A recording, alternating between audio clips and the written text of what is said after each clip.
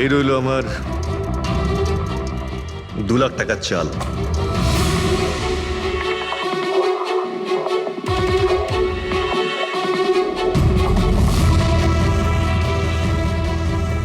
আমার 3 লাখ টাকার চাল।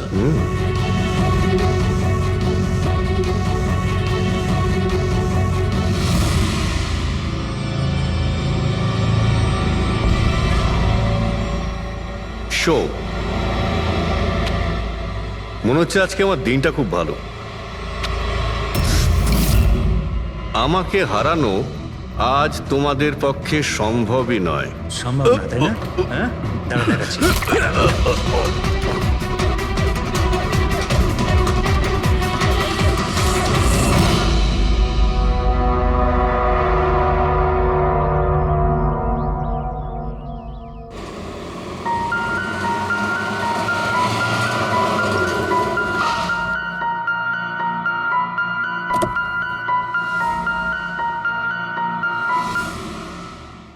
চলো বাচ্চারা,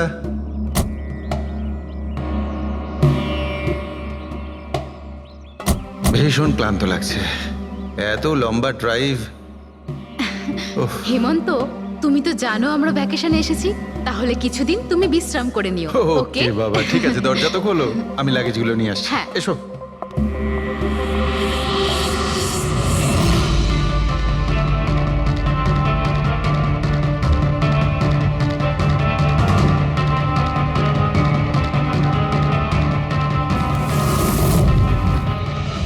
হেমন্ত, হেমন্ত তাড়াতাড়ি এদিকে এসো।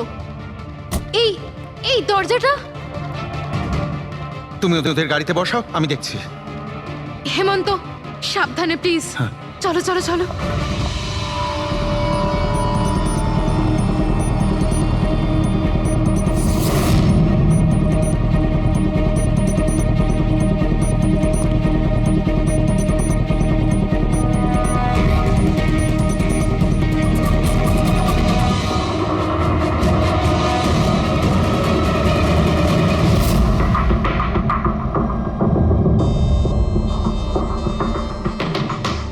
তিন চারবার আঘাত করেছে ছুরি দিয়ে। লাশ খুব একটা পুরনো নয়, মনে হচ্ছে কাল রাতে খুন হয়েছে এর। জুয়া খেলার সময় মারা গিয়েছে। এই 5টা গ্লাস পড়ে আছে এখানে, আর এই 5টা ভাগে তাস বাটা আছে। মনে হচ্ছে এছাড়া আরো 4 জন ছিল, ওদের মধ্যে কেউ একজন মেরেছে একে। বাইরে থেকেও কেউ আসতে পারে। পুরবী পঙ্কজ, একটু দেখো তো এই জালনা কিংবা দরজা ভাঙা নেই তো? মিস্টার হেমন্ত, এই লোকটা কে? না স্যার, আমি তো এনাকে আগে কখনো দেখিও নি। এই লোকটা আপনার ঘরে মরে পড়ে আছে, আর দেওয়ালের চারিদিকে ওর ছবি লাগানো আছে। এটা কি করে সম্ভব? একজন অচেনা লোক আপনার এই হলিডে হোমে এসে তাস খেলছে, মারা গেছে। How it possible?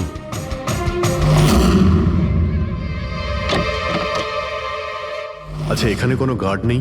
ছিল স্যার, বহু বছর একজন গার্ড ছিল, কিন্তু ওই মাস চারেক আগে তার মৃত্যু হয়, ব্যাস, তারপর থেকে আর কেউ নেই। আমি ভেবেছিলাম যে এবার একজন নতুন গার্ড রাখবো। আমায় বিশ্বাস করুন, আমি একদম সত্যি বলছি, আমি এই ভদ্রলোককে চিনিও না। উনি এখানে কি করছিলেন, ওনার ছবি এখানে কেন টাঙানো, আমি কিচ্ছু বুঝতে পারছি না।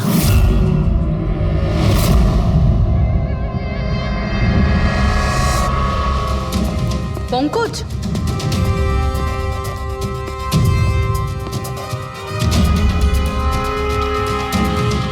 স্যার স্যার, জোর করে তো কেউ ভেতরে ঢোকেনি। হ্যাঁ, পিছনের দরজায় তালা নেই কোনো, আর তার ছিটকানিটা বাইরে থেকে খোলা যায়। ওখান থেকে এসছে ওরা।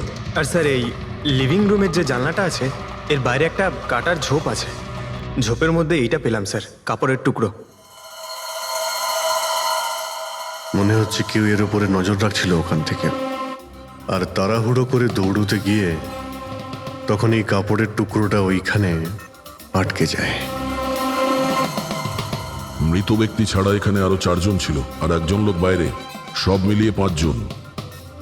তাহলে এই ক্রাইমের অন্তত 5 জন সাক্ষী আছে। যদি ওই 5 জনের মধ্যে একজনকেও ধরতে পারা যায়, তাহলে জানা যাবে কাল রাতে এখানে কি হয়েছিল। 3 জন লোক আছে যারা এই খুনটা সম্বন্ধে জানে, এবং তারা যে খুন হয়েছে তার ছবি দেখে চিনতে পেরেছেন। কখন আসছে ওরা? একটা সময়। 5 জনের মধ্যে 3 জন প্রথমবারই পাওয়া গেল, নট ব্যাড। আর স্যার ওনারা নিউজ দেখে নিজেরাই আমাদের সঙ্গে দেখা করতে এসেছিলেন। অসাধারণ ব্যাপার। সমাজে যদি বাজে লোক থাকে, ভালো লোকও অনেক আছে স্যার। কিন্তু ওরা কাল রাতে রিপোর্ট লেখালো না কেন? স্যার স্যার এরা ওই তিনজন, প্রীতম, রণবীর, বিক্রম। প্রীতম, রণবীর আর বিক্রম, তোমরা সবাই জানো ওই খুনটার ব্যাপারে। স্যার। তিনজনের আলাদা করে স্টেটমেন্ট নাও। স্যার, যখন সিডের খুন হয়েছিল তখন আমি ওখানেই ছিলাম। সিড, ওর নাম সিড ছিল? হ্যাঁ স্যার। স্যার, আমি ওদের চিনতামও না।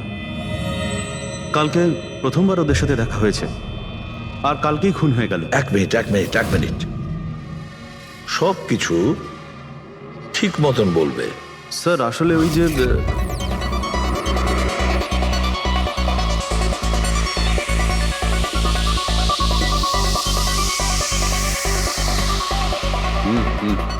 Sure sir.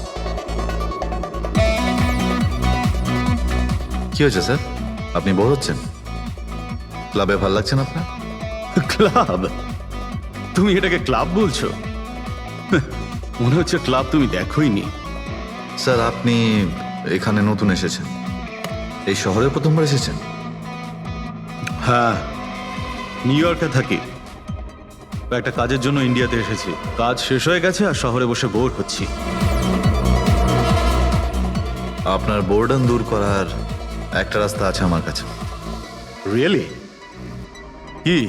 একটু এক্সপেন্সিভ। সেটার চিন্তা তোমায় করতে হবে না। কি রাস্তা আছে সেটা বলো। ভেবে দেখুন স্যার, লাখ টাকার ব্যাপার, আর রিস্কও আছে। ঝুঁকিং, রিস্ক নেওয়া আমার হবি। আর সেটা যদি হয় টাকার, সেটা আমার কাছে অনেক আছে। কাজটা বলো। সুপার দেন। তুমি কি ধরনের জোকিং এর কথা বলছো? এরকম কোনো ব্যাপার নেই স্যার, শুধু জুয়া খেলতে হবে। লাখ টাকা, জিতে গেলে মালামাল আর হেরে গেলে কঙ্কাল। আর এমনিতেও আপনার টাকার তো কোনো চাপ নেই। তাহলে চলুন আমার সাথে, কাম। যাচ্ছ কোথায়? এক ভদ্রলোকের বাড়ি। ভদ্রলোকের বাড়ি? কে ভাই? ওই যে দেখতে পাচ্ছেন, ব্ল্যাক জ্যাকেট, হোয়াইট শার্ট। তাহলে ওই বারটেন্ডার তোমাকে ওর বাড়িতে নিয়ে গিয়েছিল, তারপর তারপর কি হয়েছিল? না স্যার, ও সিডের বাড়ি নিয়ে যায়নি। ও সিডের সঙ্গে পরিচয় করায়, তারপর আমরা সিডের বাংলোতে যাই।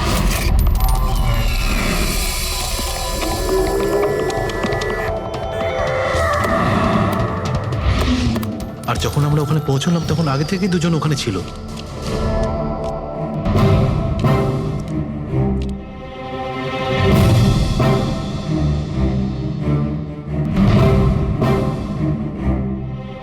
এই রইল আমার 2 লাখ টাকার চাল।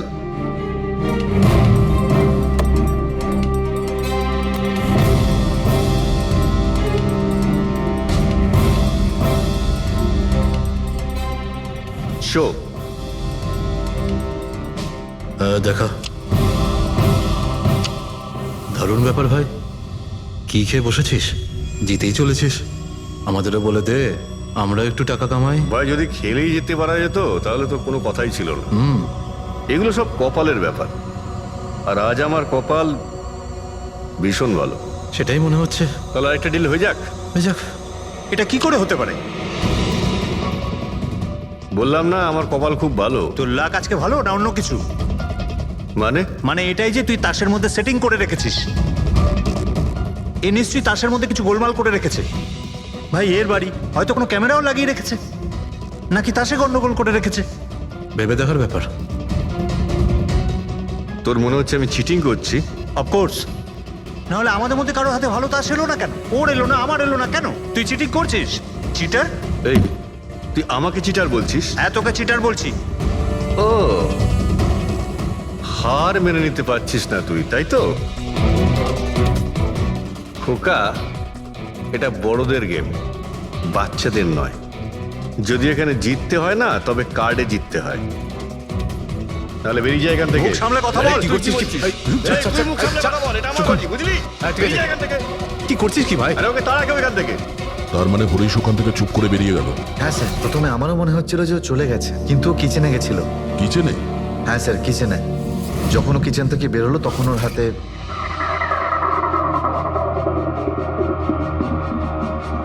তুই আবার এসিস এখানে?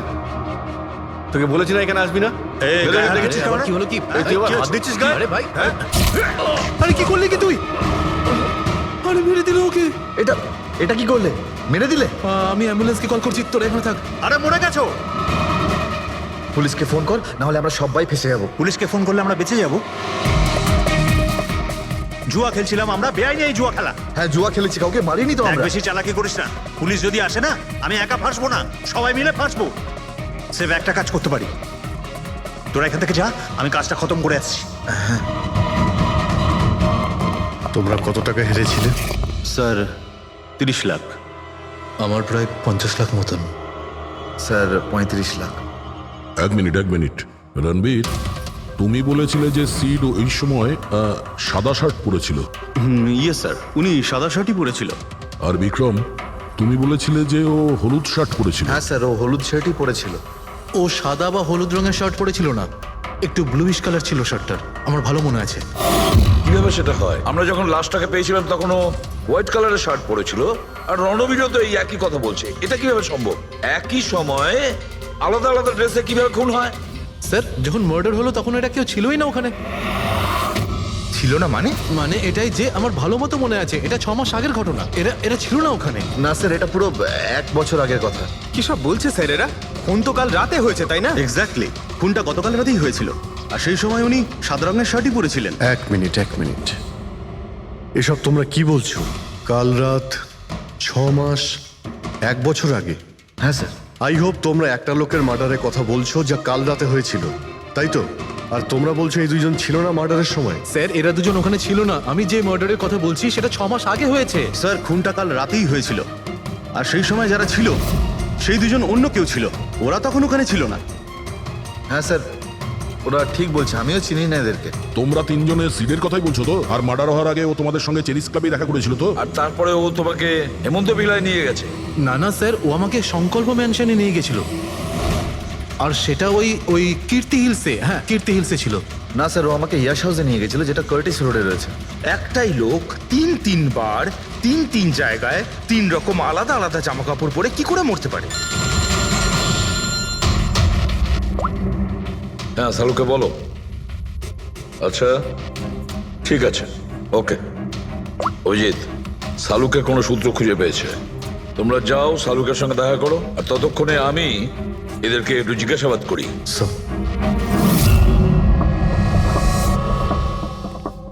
হ্যাঁ, এসো ভাই, এসো। দেখো আমি কি পেয়েছি। আরেকটা কথা বলতে হবে, এই কেসটা বড় অদ্ভুত।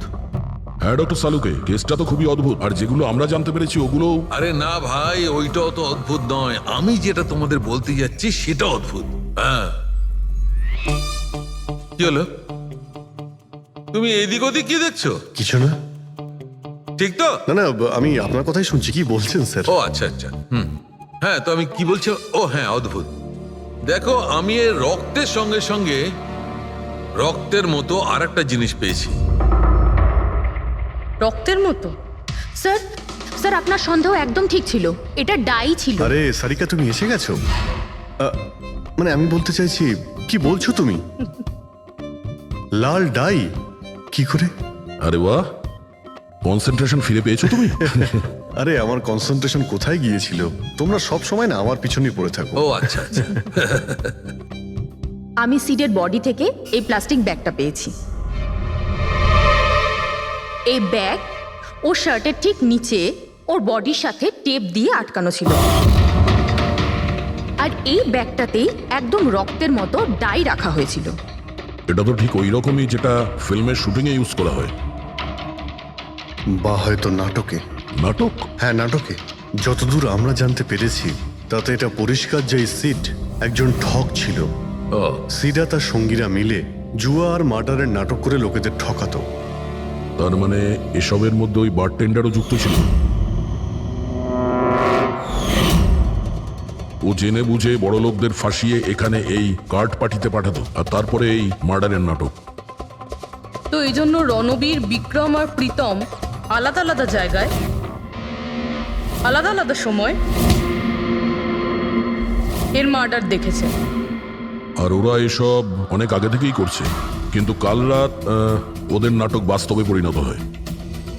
প্রতিবারই একটা নতুন বাংলো, নতুন লোক ঠকানোর জন্য। আর বাকি সব সেম, একই খেলা, একই ঝগড়া, আর সেই একই সিটের মার্ডারের নাটক। লোকেদের কাছ থেকে টাকা নিয়ে পুলিশ কেসের নামে লোকেদের ভয় দেখিয়ে বের করে দেওয়া, সব কিছু সেম টু সেম। প্ল্যান তো খুব ভালো ছিল, কিন্তু কালকে হঠাৎ মার্ডার কি করে হয়ে গেল? কারণ কালকে রাতে একটা গন্ডগোল হয়েছে। মানে 1 minute.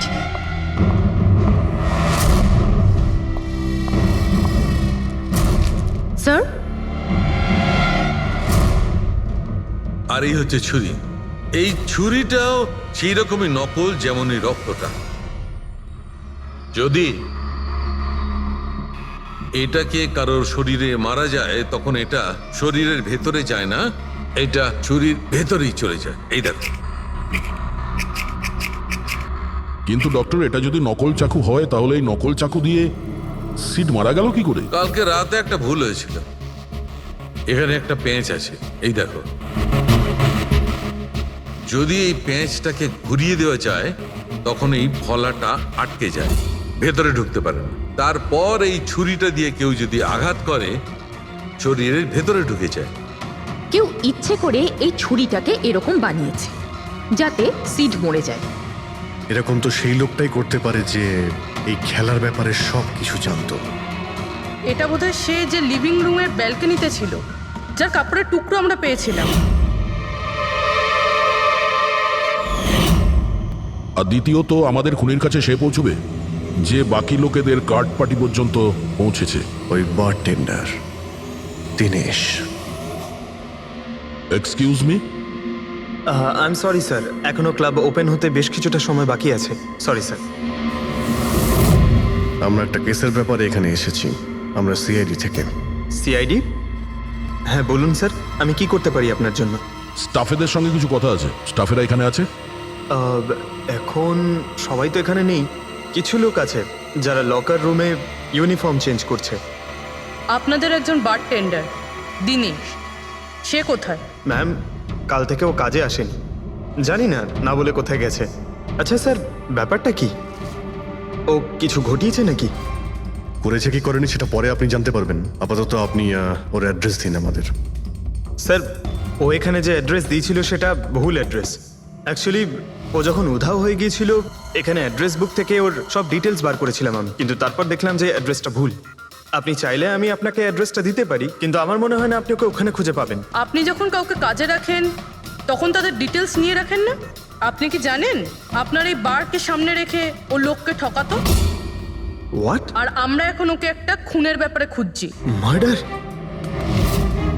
I am sorry ma'am, আমি সত্যি জানতাম না। সেই জন্যই আগে থেকে ভালো করে খোঁজ নিতে হয়। রুলসগুলো আপনার ভালো করে ফলো করা উচিত ছিল। আগে থেকে এগুলো করলে আজকে এরকম প্রবলেম হতো না। I am sorry sir. আচ্ছা, এই দিনের সম্পর্কে আর কি বলতে পারো? কিছু জানো ওর সম্পর্কে? না স্যার, তেমন বিশেষ কিছু নয়, কারণ ও খুব কম কথা বলতো, বেশিরভাগ চুপ করেই থাকতো। সেই জন্য ওর বন্ধু কম ছিল, শুধু এক মেয়ে ছাড়া, মানসী। ও এখানে ওয়েট্রেসের কাজ করে। ওদের মধ্যে ভালো ভাব ছিল, যদিও ওরা দুজনে কোনোদিন এটা প্রকাশ করেনি, কিন্তু আমার মনে হয় যে ওদের মধ্যে প্রেমের সম্পর্ক ছিল। তো আপনি মানসীকে জিজ্ঞেস করেননি কি ছিল ওদের মধ্যে? জিজ্ঞেস করেছিলাম ওকে, কিন্তু ও নিজেও জানে না।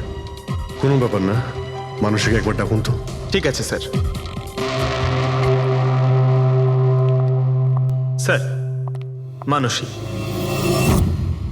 মানসী, দিনেশ তোমার বন্ধু ছিল? ছিল মানে? ও ঠিক আছে তো? দেখো, একটা খুন হয়েছে, আমরা সন্দেহ করছি দিনেশ ওটাতে ইনভলভ আছে। আমরা ওকে খুঁজছি। তুমি জানো কোথায় আছে ও? আমি নিজেই অনেক টেনশনে আছি, ওর ফোনও লাগছে না। আর ও এখানে যে অ্যাড্রেসটা দিয়েছিল সেটাও নকল। আর আপনারা বলছেন যে ও কোনো মার্ডারের সাথে যুক্ত? আচ্ছা, আপনি তো ওকে খুব ভালো করেই জানতেন না? হ্যাঁ স্যার, আমরা একে অপরকে ভালোবাসতাম আর আমরা বিয়েও করতে চলেছিলাম। সেই জন্য ও কিছু টাকা জোগাড় করতে চাইছিল। আচ্ছা, ও এই টাকাটা ক্লাবের চাকরি থেকে জমাচ্ছিল নাকি অন্য কোনো সাইড বিজনেস ছিল ওর? চাকরি ছাড়া ও শেয়ার বিজনেসে ও টাকা লাগিয়েছিল। আর আমাকে বলতো যে ও অনেক টাকা রোজগার করছে, আমাকে দামি দামি গিফট দিত, আর দামি দামি রেস্টুরেন্টও নিয়ে যেত। তো ও তোমায় ওর ঠকানোর বিজনেসের ব্যাপারে কিছুই বলেনি? ওর কোনো ছবি আছে তোমার কাছে? হ্যাঁ আছে।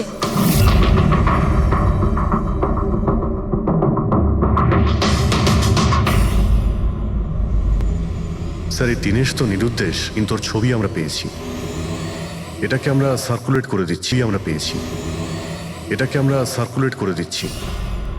হ্যাঁ করাও অভিজিৎ, করাও। তিনজনের স্কেচ তো করা হচ্ছে। একটা কথা তো পরিষ্কার যে চারজন সবাই একসঙ্গে কোনো গর্তে লুকিয়ে বসে আছে। হ্যাঁ স্যার। স্যার এরা ঠক কিন্তু খুনি নয়। ভুল করে এদের হাতে খুন হয়ে গেছেন। 100% এটা ভয় পেয়েই কোথাও লুকিয়ে রয়েছে। ব্যাস এই ভয়টাকেই আমাদের কাজে লাগাতে হবে। এমন ভাবে ভয় দেখাতে হবে যে ওরা নিশ্চয়ই কোনো ভুল করে থাকবে আর আমরা খাপ করে ধরে ফেলবো। স্যার স্যার হ্যাঁ স্কেচ তৈরি। ওকে স্যার হ্যাঁ এই তিনজনই জুয়ারি, আর যে ছুরি মেরেছে সে হলো হরিশ। একটা কাজ করো, এই তিনটে স্কেচই আর ওই বারটেন্ডারের ছবি প্রতিটা police station, railway station, bus stand, লজে সব জায়গায় পাঠিয়ে দাও। আর সমস্ত নিউজ চ্যানেলেও পাঠিয়ে দাও। আর ওদেরকে জানিয়ে দাও যে 24 ঘন্টা যেন এদের ছবি দেখানো হয়। প্রত্যেকটা বাড়িতে এদের ফটো দেখাতে হবে। তারপরে দেখবো কতদিন লুকিয়ে থাকে আমাদের হাত থেকে। এই 4টে ফটো খুব ভালো করে দেখুন। এই 4 জন এই হত্যাকাণ্ডে জড়িত।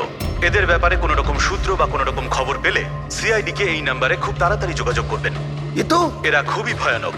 এরা সবাই ইন্ডাস্ট্রিয়ালিস্ট হেমন্ত কুমারের ফার্ম হাউসে নিজেরই এক বন্ধুকে খুন করে পালিয়ে গেছে। পুলিশরা অনেকক্ষণ ইনভেস্টিগেশন করার পরেও সেখান থেকে কোনো কিছুই খুঁজে পাওয়া যায়নি। সিআইডি এদের সবাইকে খুঁজছে। এই হলো এদের ফটো।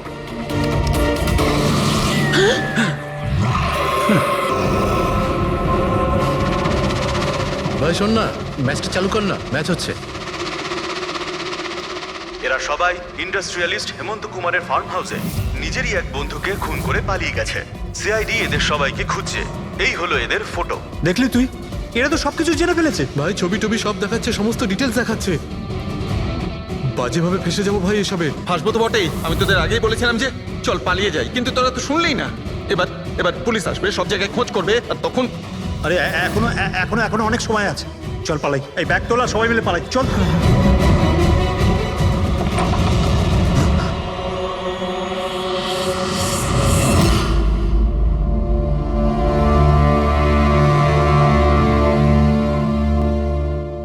স্যার সিট তো আমার খুব ভালো বন্ধু ছিল, আমার পার্টনার ছিল, সব কিছু ঠিকঠাক চলছিল। এতদিন ধরে কোনো গোলমাল হয়নি। ওই রাতে কি যে হলো, আমি তো অন্যান্য বারের মতোই নকল ছুরিই মেরেছিলাম, কিন্তু মানে জানি না কিভাবে মরলো, আমি জানি না। এও জানে না। ওসব নাটক বন্ধ করো আর সত্যি করে বলো।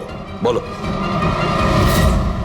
স্যার, আমরা ধনী আর এনআরআই লোকদের বোকা বানিয়ে ঠকাতাম, আর দিনেশ ওই জেরিস ক্লাব থেকে এই ধরনের বোকাদের সিডের কাছে আনতো।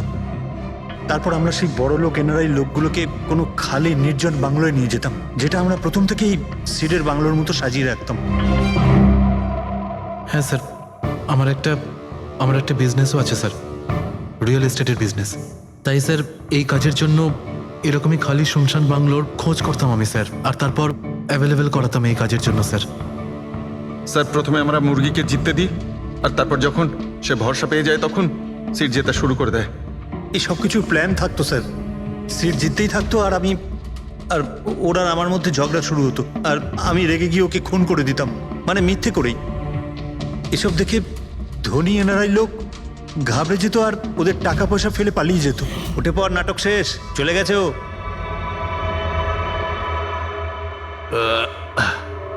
ঠিক গেছে তো রে? হ্যাঁ গেছে। উফ, আরে লেগে যাবে পাগল। তারপর আমরা ওই টাকাগুলো নিজেদের মধ্যে ভাগ করে নিতাম। ওই রাতেও সব এরকমই হয়েছিল। আমি ওকে ছুরি মেরেছিলাম, আর তারপর পুলিশকে ফোন করা যাক আর সবকিছু ডিটেলে বলে আমি দেওয়া যাক। পুলিশের চক্করে করতে চাই না। আমার পাসপোর্ট, ইউএসএ সিটিজেনশিপ সবকিছু চলে যাবে। না না না না না, আমি যাচ্ছি। আরে ঘুমিয়ে পড়লি নাকি সিট? আরে ওঠ ভাই, অনেক হয়েছে, আর ওভার অ্যাক্টিং করতে হবে না। Sit set set. আরে এই তো সত্যি মরে গেছে।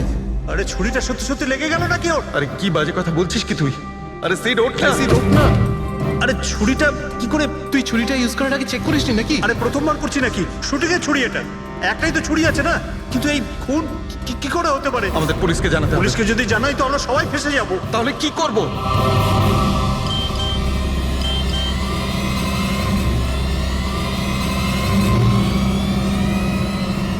তোর খেলাটা ভেস্তে গেছে ভাই। কি? এই এই এটা দেখ, এই দেখ ফটো আছে। আরে আমি এই ফটোগুলো এখনই পাঠাচ্ছি পুলিশের কাছে অ্যাড্রেস সহ, ওরা এক্ষুনি ওখানে এসে পড়বে। তোর খুব শখ হয়েছিল না খেলার, এবার দেখি পুলিশের সাথে কেমন লুকোচুরি খেলিস। তুমি বলছো যে তোমরা ওখানে টাকা ফেলে পালিয়ে গিয়েছিলে? হ্যাঁ স্যার, পুরো 90 লাখ টাকা ছিল স্যার। আমরা সব ফেলে পালিয়েছিলাম। কিন্তু আমরা তো ওখানে কোনো টাকা পাইনি। আমি কিছু জানি না ম্যাম, ওই টাকাটা কোথায় গেছে, ওই নকল ছুরিটাই বা আসল কি করে হয়ে গেল, সিডের খুন কি করে হয়ে গেল, আমি কিচ্ছু জানি না ম্যাম। কেউ তোমাদের জালে তোমাদেরই ফাঁসিয়ে দিয়েছে, বুঝেছ? দেখো, এমন কেউ আছে যে তোমাদের এই খেলার ব্যাপারে সব কিছুই জানতো, ওই ছুরিটা নিয়ে কোনো গন্ডগোল করেছিল আর তাতেই সিট মারা যায়। আর ওই দিনেশ, ও কোথায়? সিড মারা যাওয়ার পর আমি দিনেশকে ফোন করেছিলাম, আমার কথা শুনে ও খুব ঘাবড়ে গেছিল, বললো কি যে ওই শহর ছেড়ে চলে যাবে। দিনেশ তো তখন থেকেই উধাও। তাহলে কি পুরো প্ল্যানটা আবার দিনেশ করেনি তো? ওখানে রণবীরকে পাঠায় আর হরিশের ছুরিটাই চেঞ্জ করে দেয়, আর তারপরে দিনেশ ব্যালকনিতে লুকিয়ে পড়ে। আর ওখান থেকে দিনেশ ফটো তুলেছে স্যার, আর হরিশকে পাঠিয়েছে, আর তারপর বলেছে যে পুলিশ আসছে, তাই এরা সব ভয় পালিয়ে গেছে। 90 লক্ষ টাকা ছেড়ে পালিয়ে গেছে। তার মানে দিনেশ আমাদের সাথে বেইমানি করেছে। বাহ, সবাইকে ঠকায় যে লোক, যখন তাদের সাথে এরকম হলো খারাপ লাগছে।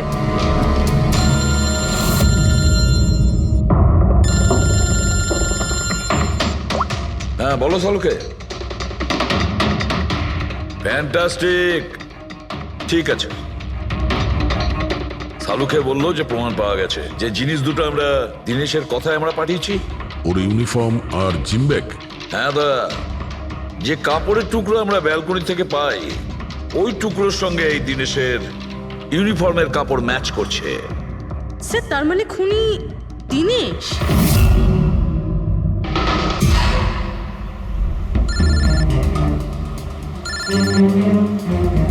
ACP sir, hello. কি জিটি রোড? ঠিক আছে স্যার, ওকে ওকে।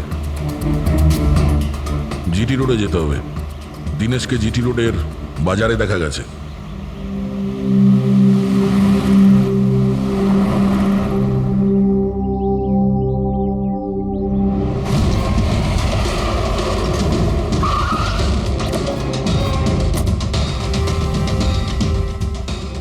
ভাই, এই লোকটাকে দেখেছো এখানে?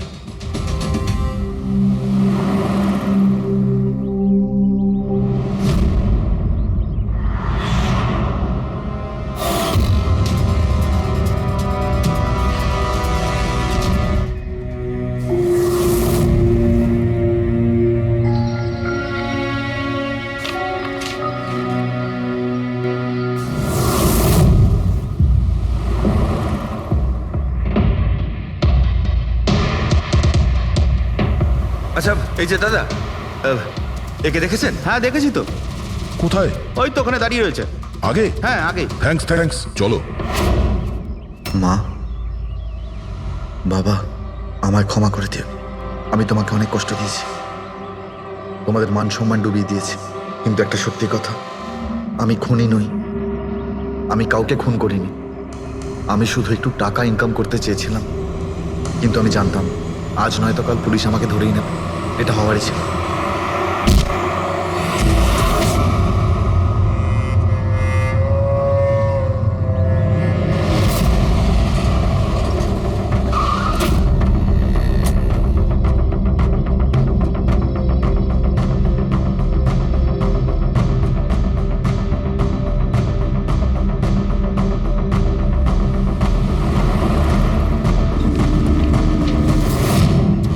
ক্ষমা করে দাও। এই বদনাম নিয়ে বেঁচে থাকার থেকে মরে যাওয়া ভালো। স্যার আমরা সিসিটিভি ফুটেজ চেক করে দেখেছি, ওকে দেখে ওখানে ডিপ্রেসড মনে হচ্ছিল। স্যার মনে তো হচ্ছে না কেউ ওকে ফোর্স করেছিল, ও নিজের ইচ্ছেতেই মারা গিয়েছে। সুইসাইড নোট পড়ে তো মনে হচ্ছে স্যার ও এই কাজের ব্যাপারে খুব লজ্জিত ছিল। ও এ ব্যাপারে জড়িত তো ছিল, কিন্তু সিটকেও মারেনি। স্যার দিনেশ নয় তো আর কে হতে পারে? এদের এইসব খেলার ব্যাপারে আর তো কেউ জানতোই না। এরকম ব্যাপার নয় তো যে এরা যাদেরকে ঠকিয়েছিল ওদের মধ্যে কেউ এদের থেকে প্রতিশোধ নিচ্ছে? হতে পারে।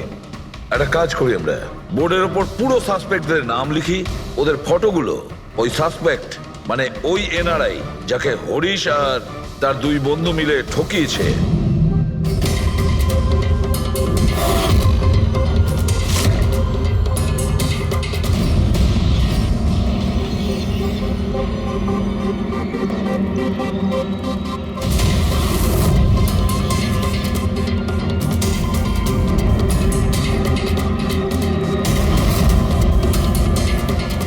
স্যার এই হলো সেই সমস্ত লোকগুলো যারা এই কেসের সঙ্গে জড়িত। অভিজিৎ, খোঁজ নিতে হবে খুনের সময় এরা কোথায় ছিল।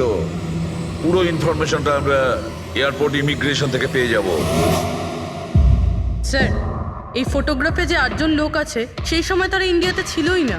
ইনফ্যাক্ট বেশিরভাগ লোকই এই ঘটনার পরে ইন্ডিয়াতে ফেরেইনি। শুধু এই 4 জন ছাড়া এই 3 জন সাক্ষী, বিক্রম, রণবীর, প্রীতম আর মিস্টার রানা। স্যার এক্ষুনি আমি মিস্টার রানার বাড়িতে ফোন করেছিলাম, ওনার ওয়াইফ ধরেছিলেন। বললেন যে 3 বছর আগে উনি মারা গেছেন, আর 3 বছর আগে এরা ওনাকে ঠকিয়েছিল। উনি এই গিল্ট ফিলেই ভুগতেন যে ওনার সামনে কেউ খুন হয়ে গেছিল আর উনি কিচ্ছু করতে পারেননি, যার জন্য উনি নেশার কবলে পড়েন। আর তাহলে বাকি থাকলো 3 জন সাসপেক্ট, প্রীতম, রণবীর আর বিক্রম। প্রীতম আর বিক্রম এরা তো দেশের মধ্যেই ছিল, কিন্তু এই শহরে ছিল না। এবার এই রণবীরই শুধু বাকি থাকলো। রণবীর তো নিজেই ওখানে ছিল, ওই ফটোতেও ছবি আছে। হ্যাঁ স্যার, ও একই সাথে ব্যালকনি আর হল তাতে থাকতে পারে না, এটা অন্য কেউই হবে। তাহলে কে হতে পারে এই খুনি? পঙ্কজ, মিস্টার রানা 3 বছর আগে মারা গেছেন, ওনার পুরো ডিটেলসটা আমার চাই। স্যার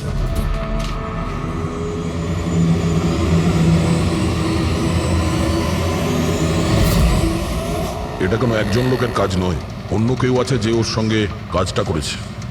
আমার তো মনে হচ্ছে যে খুনি আমাদের চোখের সামনেই আছে, শুধু আমরাই ওকে দেখতে পাচ্ছি না। ইয়েস, খুনি তো আমাদের সামনেই ঘুরছে। কি কথা বলেছো ফ্রেডি, সুপার। আমি স্যার? হ্যাঁ তুমি। খুনি সত্যিই আমাদের চোখের সামনে ঘুরছে, কিন্তু আমরা ওকে দেখতে পাচ্ছি না। কিন্তু এখন আমি বুঝতে পেরে গেছি। হোটেলে যাই। হোটেল? হ্যাঁ হোটেল। থিওরি হিসেবে ওর হোটেলেই থাকার কথা। একবার যদি জানতে পারি যে খুনি ওই, তাহলে ওর সঙ্গী আর জুয়োর টাকা সব পেয়ে যাবো। তাহলে চলুন স্যার, তাড়াতাড়ি যাওয়া যাক আর ওকে ধরে ফেলি গিয়ে। ধরবে না ওকে, ওর ওপর নজর রাখতে হবে। আর হ্যাঁ, যদি বেশি চালাকি করে তাহলে ছাড়বো না ওকে।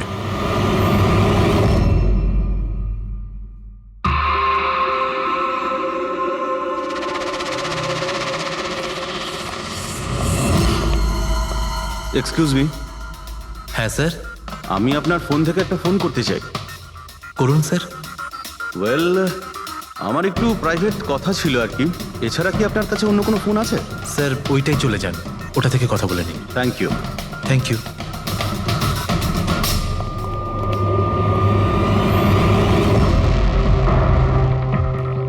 শোনো ভাই। হ্যাঁ স্যার। আমরা সিআইডি থেকে আসছি, আমরা এই লোকটাকে ফলো করছি। এই লোকটা যে কথা বলছে ওটা আমাদের শুনতে হবে যে কি কথা বলছে। স্যার ওই ফোনটা এই ফোনটার সাথে কানেক্টেড। আমার মনে হচ্ছে সিআইডি কিছুই জানতে পারেনি। প্ল্যানটা সাকসেসফুল। আমাদের প্ল্যানটা খারাপ করার শুধু একটাই লোক ছিল, আর সে ছিল দিনেশ। আরও সেটার উপযুক্ত শাস্তি পেয়ে গেছে। So there is nothing to worry about. You don't worry. আমি যদি কিছু জানতে পারি তোমাকে জানাবো। I love you two.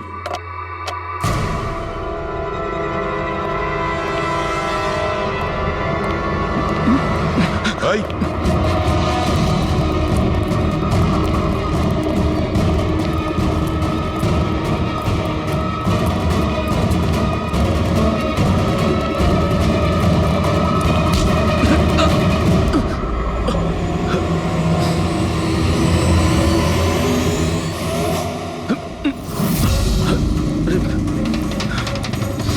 আমি আপনাদেরকে কিচ্ছু বলতে পারবো না, আমি এই ব্যাপারে কিচ্ছু জানি না। তুই কিছু বলিস আর না বলিস, তুই ফোনে যা কথা বলছিলি না ওটা আমরা সবাই শুনে নিয়েছি, বুঝলি? শুধু এটা বল, টাকা কোথায়? হ্যাঁ, দেখো, মুখ বন্ধ করে কেন নিজের জীবনের সর্বনাশ ডেকে আনছো?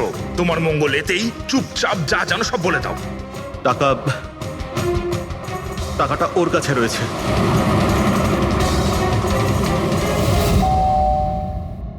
একটু দেখ তো মা, কে বেল বাজাচ্ছে? হ্যাঁ মা।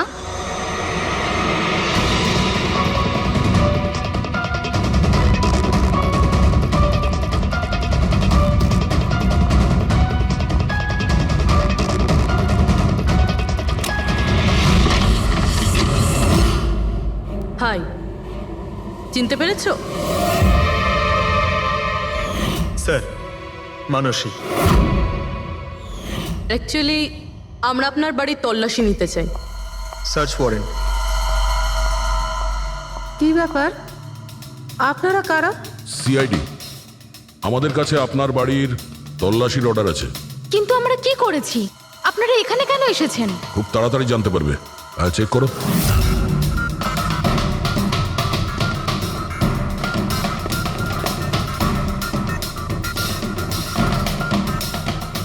দয়া স্যার।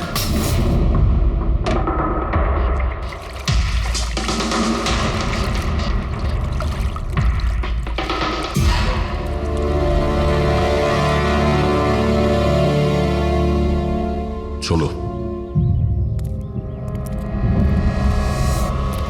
এই নোটগুলোতে রক্ত লেগে রয়েছে। ডিএনএ টেস্ট করলেই জানতে পেরে যাব যে এই রক্তটা সিডের, তাই না? এবার বলো, কিছু জিজ্ঞেস করবে? এখন এ জিজ্ঞাসা করবে না, আমরা জিজ্ঞাসা করব বিউরোতে। কিন্তু আপনারা আমাকে কেন সন্দেহ করলেন?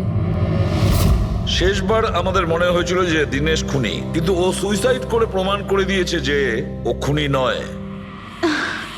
মানুষ, এটা কি চেনো? এটা তোমার ইউনিফর্মের কাপড়ের টুকরো। এটার কারণে আমরা তোমাকে সন্দেহ করছি, বুঝেছো? আর তারপর আমরা এইটা খোঁজ লাগালাম যে তুমি এরকম কাজ করলে কেন। আপনি জানতেন যে আমি এসব কেন করেছি? মিস্টার রানা, আপনার বাবা ছিল, রাইট? হ্যাঁ, উনি আমার বাবা ছিলেন, আর ওনার প্রাণ সিট আর ওনার সঙ্গীতের জন্য গেছে। উনি ওই ঘটনাটা কিছুতেই ভুলতে পারেননি। আর উনি একজন ডায়াবেটিসের রোগী ছিলেন। তারপরে উনি প্রচুর ড্রিঙ্ক করতে শুরু করে দিয়েছিলেন। উনি কি জানতেন এগুলো যা হচ্ছে সেগুলো সবই নাটক? না, উনি কিছুই জানতেন না। যদি এটা জানতেন তাহলে নিজের প্রাণ নিতেন না। উনি তো এই সব কিছুকে সত্যি মনে করতেন। ইউএসএ তে ছিলাম আমি, যখন মা আমাকে কল করলো। বাবার অবস্থা খুব খারাপ ছিল। যখন আমি ইন্ডিয়া আসলাম তখন উনি আমাকে বললেন যে আমাকে ওনার কোনো অসম্পূর্ণ কাজ পূর্ণ করতে হবে আর ওনার অপরাধীদের শাস্তি দিতে হবে। তারপরে আমিও বাবাকে প্রমিস করেছিলাম যে আমি ওনার অসম্পূর্ণ কাজ শেষ করব। তারপরে উনি আমাদের সবাইকে ছেড়ে চলে গেলেন। তারপরে তুমি কি করলে? তারপরে আমি খোঁজ করা শুরু করি, কিন্তু ওই সময় এরকম কোনো কেস রেজিস্টারই হয়নি। কিন্তু পরে আমার মনে পড়েছিল, বাবা বলেছিল যে এই জেডিস ক্লাবে দিনেশ ওনাকে সিডের সাথে দেখা করিয়েছিল। তো এইভাবে তোমার সঙ্গে দিনেশের দেখা হয়? হ্যাঁ, তারপরে আমি ওখানে ওয়েটারে চাকরি করা শুরু করি। দিনেশকে নিজের বন্ধু বানাই আর ধীরে ধীরে ওর কাছে আসতে থাকি। তারপরে পুরো বিষয়টাই আমি বুঝতে পেরেছিলাম যে কিভাবে ওরা আমার বাবাকে বোকা বানিয়ে আমার বাবার থেকে টাকা নিয়েছিল। কিন্তু আইনের কাছে সাহায্য চাওয়ার বদলে তুমি আইন নিজেই হাতে নিয়ে নিলে। বেইমানির বদলে বেইমানি। দিনেশের সঙ্গে তুমি ভালোবাসার নাটক করেছিলে। হ্যাঁ, আমি নাটক করেছি। ওদেরকে উপযুক্ত শাস্তি দেওয়ার জন্য আমি এটা করেছিলাম। আর এতে তোমার সাহায্য করেছে তোমার প্রেমিক, তোমার আসল বয়ফ্রেন্ড।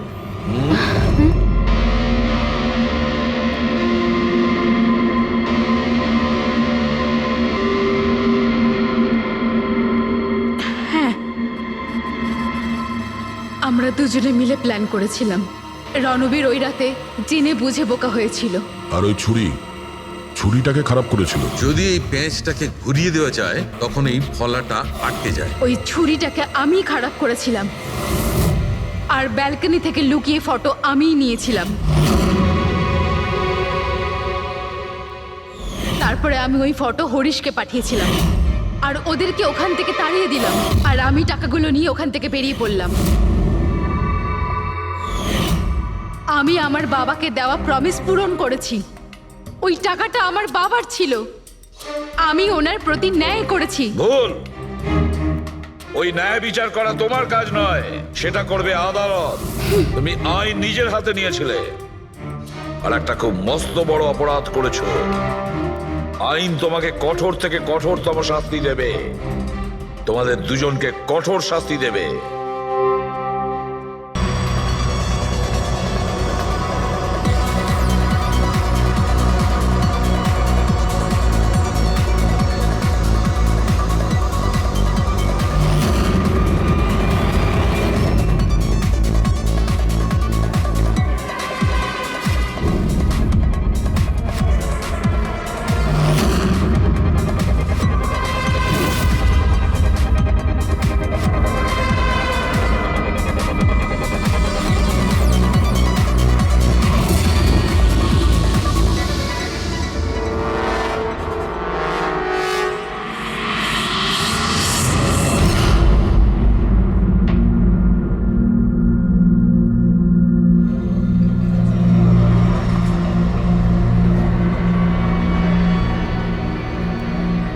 Hello, hi. তো আপনি এখানে একাই আছেন দেখছি। গ্রেট, আমিও একা। ইয়া, তাহলে বলুন। আমার তো ইন্ডিয়ান ক্লাসিক্যাল মিউজিকটা ভীষণ পছন্দের। আপনিও ইন্ডিয়ান ক্লাসিক্যাল মিউজিক পছন্দ করেন? হ্যাঁ, ইয়েস। আমিও ছোটবেলা থেকে পছন্দ করি।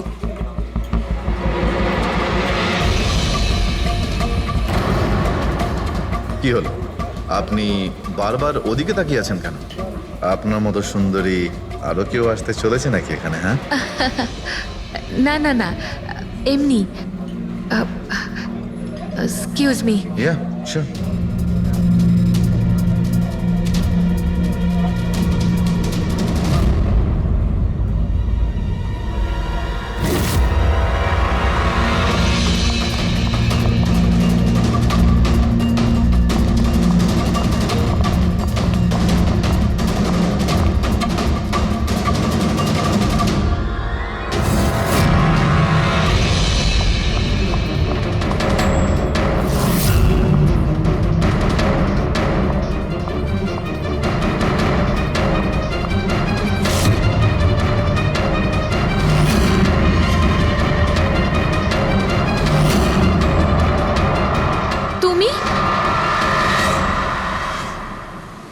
আরে বেবি, শোনো, আমার কথাটা বোঝার চেষ্টা করো তুমি।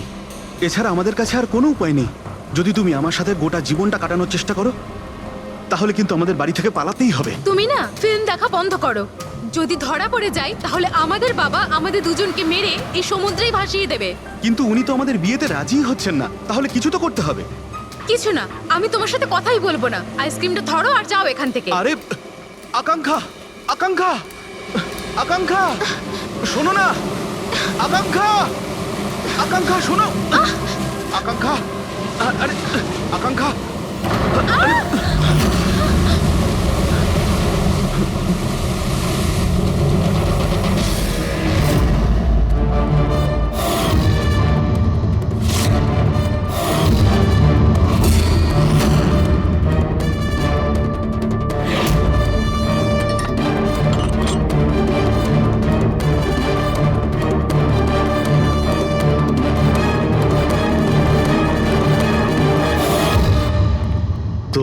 সারিকা দেবী, জানতে পারলে কিছু?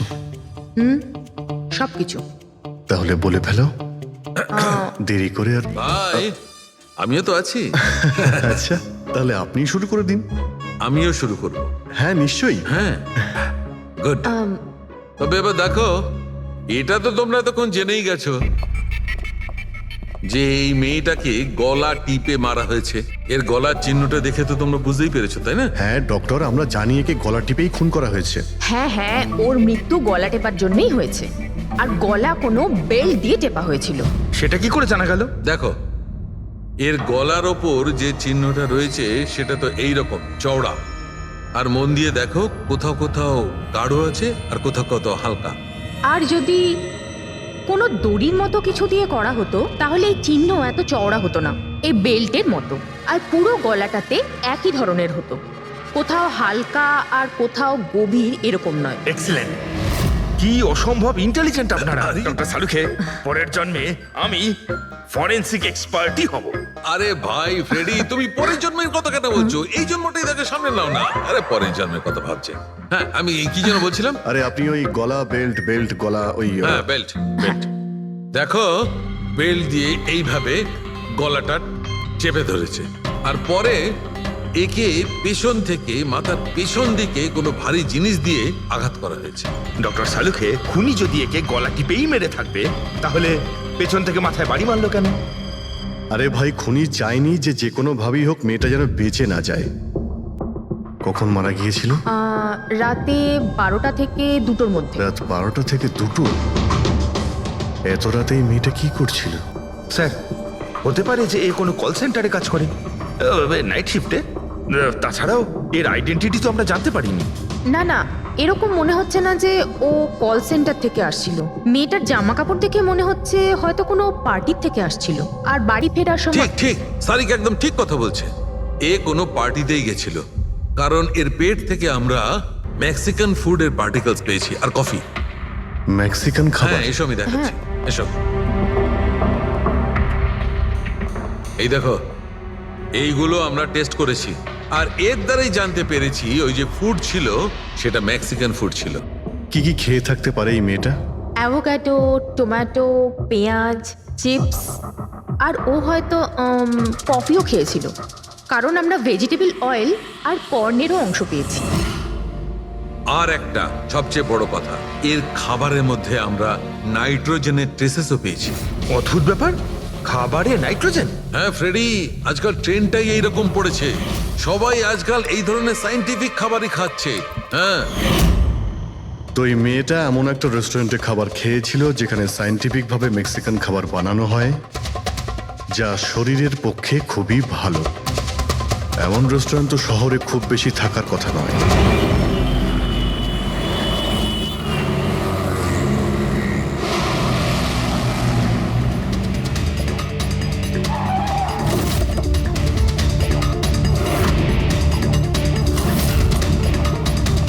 মনে হচ্ছে নিশ্চয়ই এখানে কোনো ক্লু পাওয়া যাবে।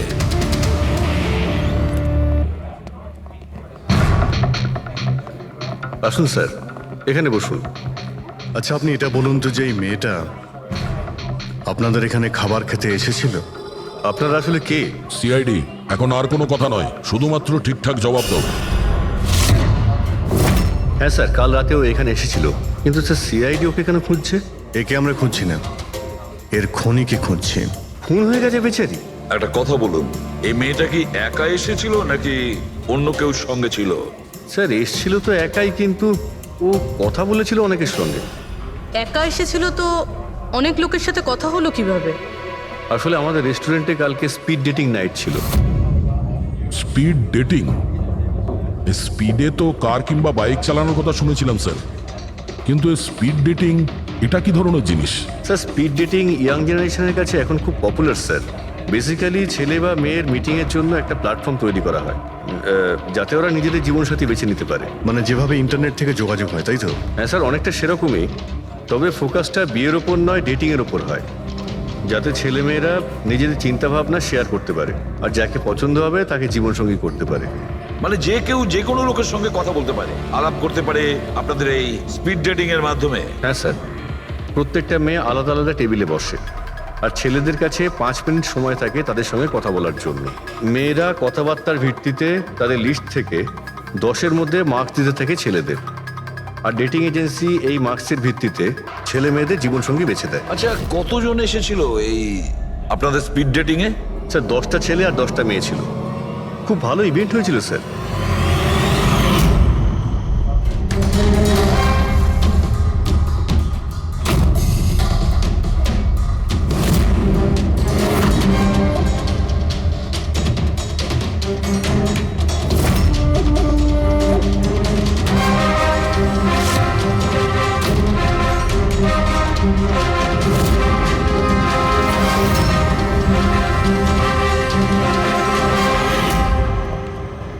আর শুনুন, এই মেয়েটার সঙ্গে যত লোক এই আপনাদের স্পিড ডেটিং ফেয়ারে এসেছিল সবার ডিটেলস চাই আমাদের। রাইট স্যার, আসুন।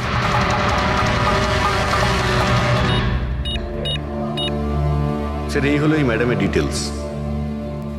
মিস মালা বিরমানি, অ্যাড্রেসটা হলো A/231B ইউক্যালিপ 1111, ফোন নাম্বার 6528119991। এই সব কিছু ডিটেলস চাই আমাদের। আচ্ছা, ওই মেয়েটা কালকে মেক্সিকান খাবারের সঙ্গে কফিও খেয়েছিল কি? না স্যার, কফি তো পাওয়াই যায় না আমাদের রেস্টুরেন্টে।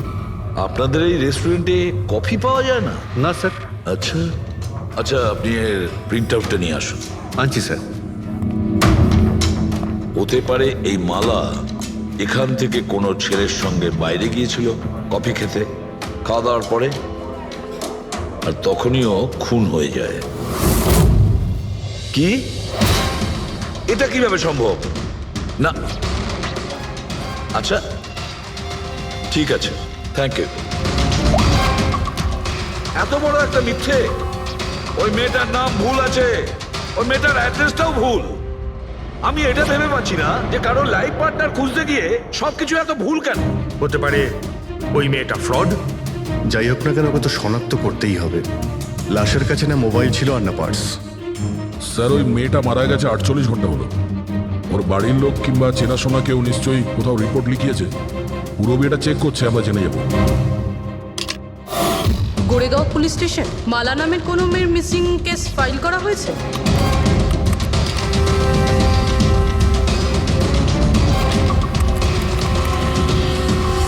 আচ্ছা, গ্রেট, থ্যাঙ্কস। আপনি আমাকে কমপ্লেনের ফাইল পাঠাতে পারবেন? আর হ্যাঁ, প্লিজ আপনি ওর পরিবারকে কিছু জানাবেন না। স্যার। হ্যাঁ স্যার, মেয়েটার আসল নাম মালিনী, আর মরুর এলাকাতে ওর মিসিং কমপ্লেন ফাইল হয়েছিল। মিসিং কমপ্লেন ওর স্বামী আর শ্বশুর শাশুড়ি করেছে স্যার। কি? একজন বিবাহিত মহিলা, সে স্পিড ডেটিংয়ে? সেটাই তো, আর সেটাও আবার কোনো নকল নাম দিয়ে।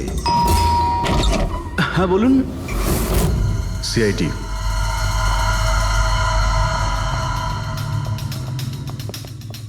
এই দেখুন স্যার, বিয়ের এত বড় একটা ছবি টাঙিয়ে রেখেছে, আর মালিনী। যদি আমি এরকম করতাম, আমার বউ আমাকে বাড়ি থেকে বের করে দিত। স্যার, কিছু জানতে পেরেছেন? মালিনী কোথায়? আই এম সরি, কিন্তু একটা খারাপ খবর আছে। খারাপ খবর? মানে মালিনীর অ্যাক্সিডেন্ট হয়েছে? কোথায় ও? কোন হসপিটালে রয়েছে? কেউ আপনার স্ত্রীকে খুন করেছেন। হ্যাঁ? খুন? কিন্তু কে করেছে স্যার? দেখুন, এখন যে কথাটা আপনাদের বলতে যাচ্ছি সেটা শুনে হয়তো আপনারা আরো কষ্ট পাবেন।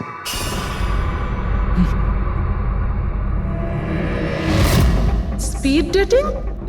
সেটা আবার কি স্যার? এটা এমন একটা প্রোগ্রাম যেখানে ছেলে মেয়েদের দেখা হয় তাদের জীবন সঙ্গী বেছে নেওয়ার জন্য। আর মৃত্যুর রাতে মালিনী এরকমই প্রোগ্রামে গিয়েছিল। আমার পোড়া কপাল, আমার ছেলে ঘরে থাকতে ও আরেক জীবন সঙ্গী খুঁজতে চলে গেল। ব্যাস, এটাই তো বাকি ছিল। বংশের নাকে ঝমা কষে দিয়েছে ও। স্যার, মনে হচ্ছে আপনাদের কিছু একটা ভুল হচ্ছে।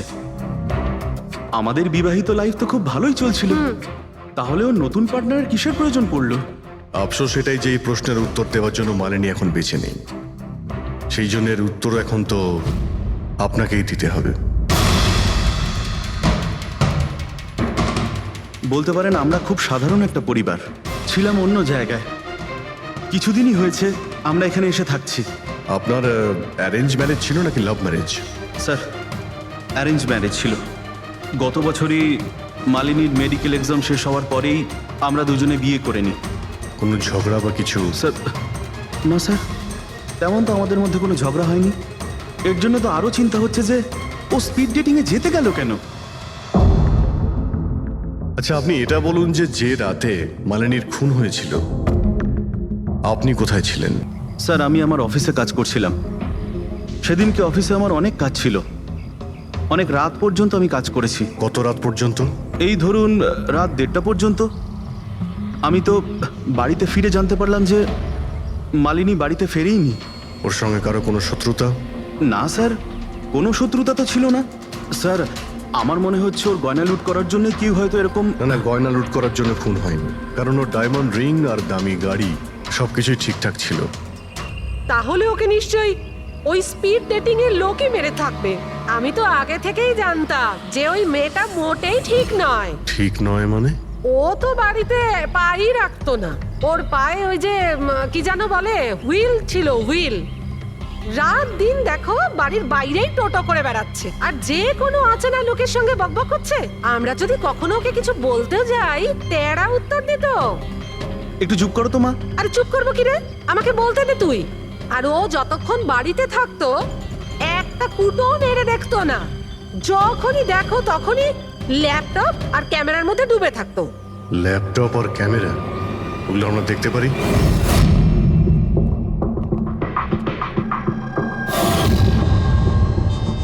স্যার এই হলো ওর ল্যাপটপ। আর এই ক্যামেরাটা কোথায়? ক্যামেরা স্যার, আমার মনে হয় না যে মালিনী ওর স্বামীকে ঠকাচ্ছিল। ও অন্য কোনো উদ্দেশ্যেই ওখানে গিয়েছিল।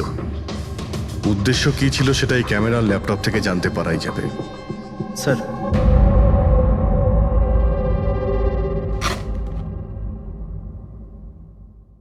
ক্যামেরা কোথায়? ব্যাগ তো খালি। স্যার ও তো ক্যামেরা এর মধ্যেই রাখতো, জানি না কোথায় আছে ওটা। এমনটা নয় তো মালিনীর পার্টস আর মোবাইলের সঙ্গে খুনি ক্যামেরাটাও নিয়ে চলে গেছে?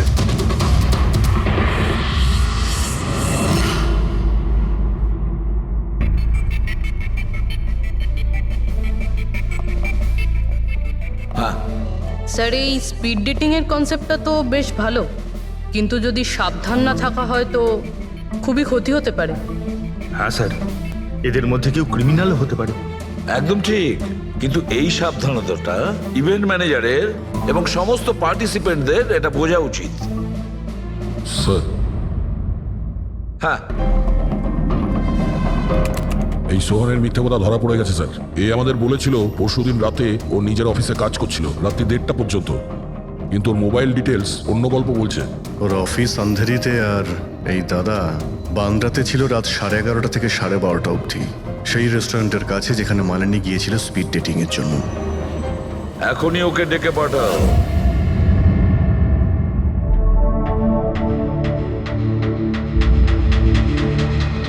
স্যার আপনাদের মনে হয় কোথাও ভুল হচ্ছে। আর আমি আমার স্ত্রীকে কেন খুন করতে যাব? মাননী যখন মিথ্যে কথা কেন বললে? রাত 1:30টার সময় অফিসে ছিলে কি? স্যার আমি তো সত্যি এটাই যে তুমি মালিনীকে ওই রেস্টুরেন্টে দেখেছিলে ওই ছেলেদের সঙ্গে কথা বলতে। তুমি রাগে উন্মাদ হয়ে যাও আর সেই জন্য তুমি ওকে খুন করো। না না স্যার, আপনি যাই বলছেন তার মধ্যে অর্ধেক সত্যি অর্ধেক মিথ্যে। হ্যাঁ, আমি সেদিন রেস্টুরেন্টে গিয়েছিলাম, আমি ওখানে মালিনীকে দেখেছিও, কিন্তু কিন্তু আমি ওকে মারিনি স্যার। আর আর আপনাদেরকে আমি মিথ্যে কথা বলেছিলাম কারণ আপনারা যেন আমাকে না সন্দেহ করেন। তুমি মালিনীকে মারোনি, তাই তো? ঠিক আছে। আচ্ছা, 1 মিনিটের জন্য ভেবে নিলাম যে তুমি সত্যি কথা বলছো, যে তুমি মালিনীকে খুন করনি, কিন্তু সেই কথাটা বোঝাও আমাকে। এটা বলো, তুমি আগে থেকেই কি করে জানতে যে মালিনী ওই রাতে ব্যান্ড্রার ওই রেস্টুরেন্টে স্পিড ডেটিং ইভেন্টে পার্টিসিপেট করতে যাচ্ছে? স্যার মালিনী কয়েকদিন ধরে কেমন ধরনের ব্যবহার করছিল জানো? না রাত না দিন, যখনই মন চাইতো বাড়ি থেকে বাইরে বেরিয়ে যেত। যখনই আমি এই ব্যাপারে ওর সাথে কথা বলতে যেতাম তো তো তো অজুহাত দেওয়া শুরু করতো। তারপরে সেদিন রাতে আমার বন্ধুর মারফত আমি জানতে পারি যে ও ব্যান্ড্রার একটা রেস্টুরেন্টে বসে আছে।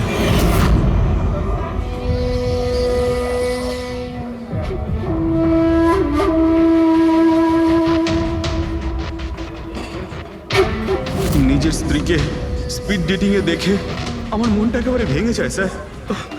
আমার মনে হয়েছিল যে আমার ভালোবাসায় কি কোনো খামতি রয়েছে, কিন্তু আমি ওই মুহূর্তে ওই রেস্টুরেন্টে ওর সাথে ঝগড়া করিনি।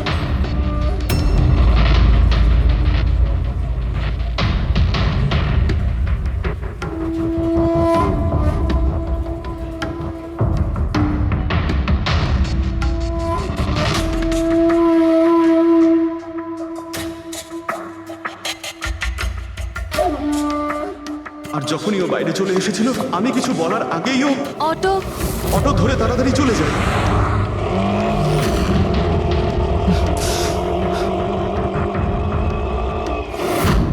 স্যার আমি সত্যি কথা বলছি, আমার উদ্দেশ্যটা শুধু ওর সাথে কথা বলাই ছিল, ওকে একেবারেই প্রাণে মারতে নয়। আফসোস যে মালিনীর সাথে আমি শেষ কথা বলতে পারলাম না। এখন এই রহস্য সারা জীবন রহস্য হয়েই থেকে যাবে যে ও আমার সাথে প্রতারণা করলো কেন। ও তোমার সঙ্গে প্রতারণা কেন করলো? ঠিক আছে, এবার আমি তোমাকে যেতে দিচ্ছি, কিন্তু এটা ভেবো না তুমি যে আমরা তোমাকে সন্দেহ করছি না। সেটা তো ততক্ষণই থাকবে যতক্ষণ না তুমি নির্দোষ প্রমাণিত হচ্ছ। বুঝেছো তুমি?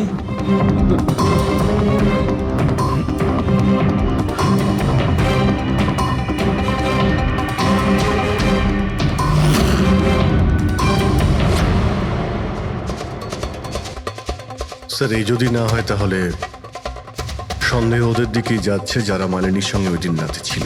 রবি, কিছু জানতে পারলে?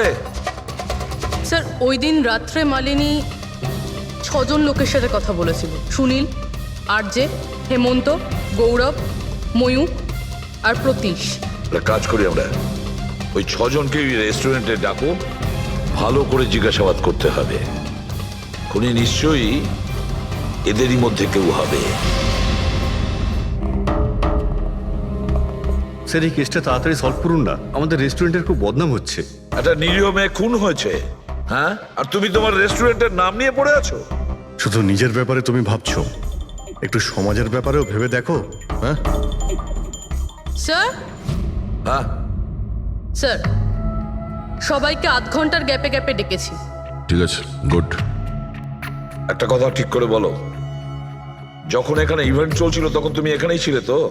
হ্যাঁ স্যার। তাহলে যদি এদের মধ্যে কেউ আমাদের কাছে মিথ্যে কথা বলে, কোনো কিছু লুকোনোর চেষ্টা করে, তাহলে সঙ্গে সঙ্গে আমাদের বলে দেবে, কেমন? ঠিক আছে স্যার। স্যার মেয়েটা সুন্দরী ছিল, কিন্তু ততটাই বোরিং।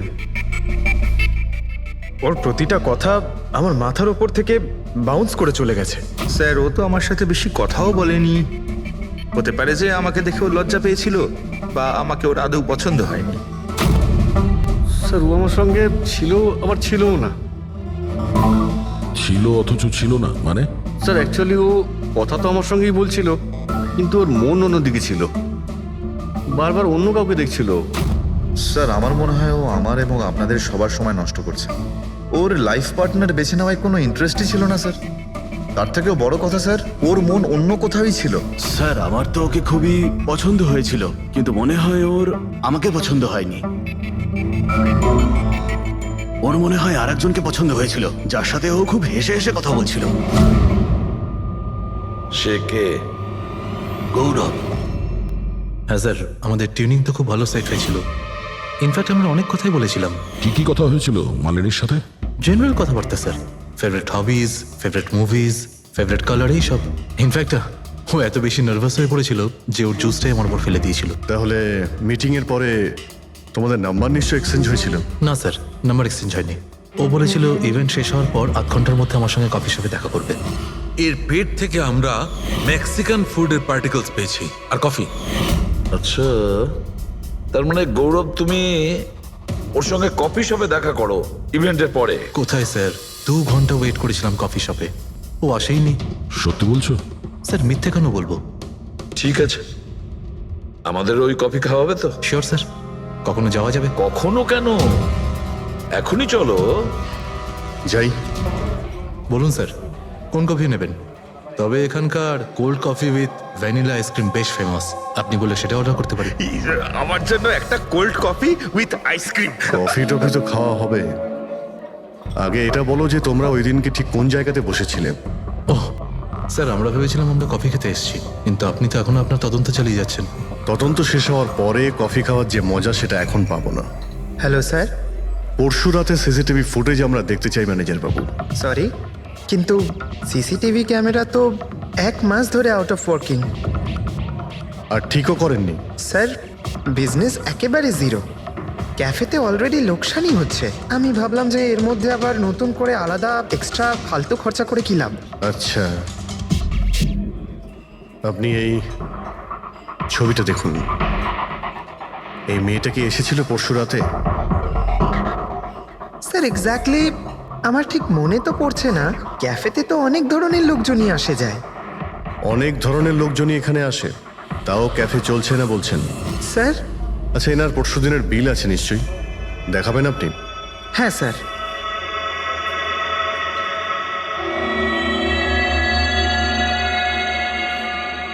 স্যার এই যে বিল, 27 তারিখ রাতের 11টা বেজে 4 মিনিটের বিল এটা। 1 মোকা কফি আর একটা ক্যাফেচিনো কফি। তুমি তো বললে তুমি একা ছিলে, তাহলে এই দুটো কফি কিসের জন্য? স্যার আমি তো ওর জন্য কফি অর্ডার দিয়েছিলাম, ও না আসলে আমি কি করব? আমি অনেকক্ষণ ওর জন্য অপেক্ষা করেছিলাম।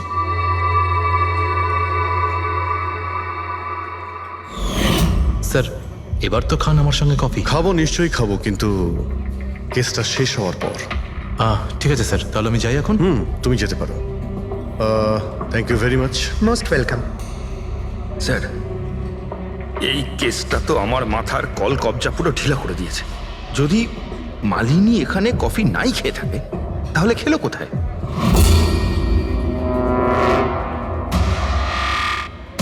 ওই গৌরবী আবার মালিনীকে মেরে ফেলেনি তো? ও মালিনীকে এই কফি শপে ডেকেছিল কফি খেতে, সে যখন আসে না ও ভেঙে পড়ে, খুন করে দেয়। যে কোনো কিছু হতে পারে এই কেসে ফ্রেডি, যে কোনো কিছু হতে পারে। স্বামীও মারতে পারে, ওই ছেলেদের মধ্যে কেউ হতে পারে, বা কোনো তৃতীয় পার্টি। মনে আছে তোর ক্যামেরাটা উধাও? এমন কেউ যার ওই ক্যামেরাতে কোনো ছবি নিয়ে প্রবলেম আছে।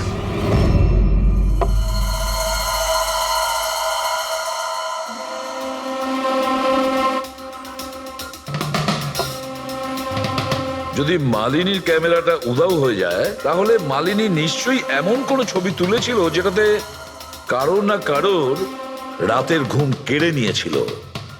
স্যার ক্যামেরা দিয়ে ছবি তোলার পরে বেশিরভাগ লোকেরা যে ল্যাপটপে সেগুলো সেভ করে রাখেন। স্যার ল্যাপটপে তো কোনোই ছবি নেই। হতে পারে ও ইন্টারনেটে কোথাও সেভ করেছে, নিজের ইমেল অ্যাকাউন্টে কিংবা কোনো পার্সোনাল ওয়েবসাইটে। তার মানে স্যার আজকাল ক্যামেরা থেকে ডাইরেক্ট ফটো অনলাইনে সেভ হয়ে যায়। হ্যাঁ ফেডরিক, হতে পারে ইন্টারনেটের মাধ্যমে। ও গ্রেট, পাওয়া গেছে? হ্যাঁ স্যার। স্যার ফটোর ওয়েবসাইট আর তার পাসওয়ার্ড পেয়ে গিয়েছি, এই দেখুন। ওয়েল, দেখাও তো একটু। স্যার এই ক্যামেরা থেকে ভিডিও ফুটেজ বানানো হয়েছিল ওর মারা যাওয়ার কিছুক্ষণ আগে।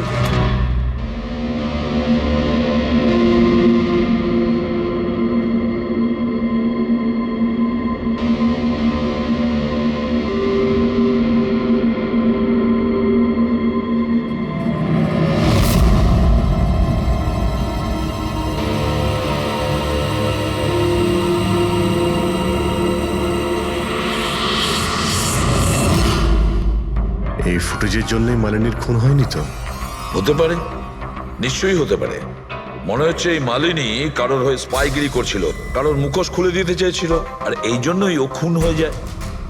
এই মালিনীর সম্পর্কে আমরা এখনো ঠিক জায়গায় পৌঁছতে পারিনি স্যার। এতক্ষণ মনে হচ্ছিল যে ও স্পিড ডেটিং এর জন্য গেছে, তারপরে জানা গেল যে ও বিবাহিত, মেডিকেল প্রফেশনাল, আর এখন জানা যাচ্ছে ও কারোর ওপর গোয়েন্দাগিরি করছিল। আর ওই গোয়েন্দাগিরিটা কোনো মেডিকেল ফিল্ডের সঙ্গে কানেক্টেড হতে পারে, কারণ ফুটেজে দেখোনি চারিদিকে শুধু মেডিসিন সাজানো। স্যার এই ফুটেজের মধ্যে একটা জায়গাতে একটা ছায়া দেখতে পাওয়া গেল না? খুনির হতে পারে। চেক করি চলো।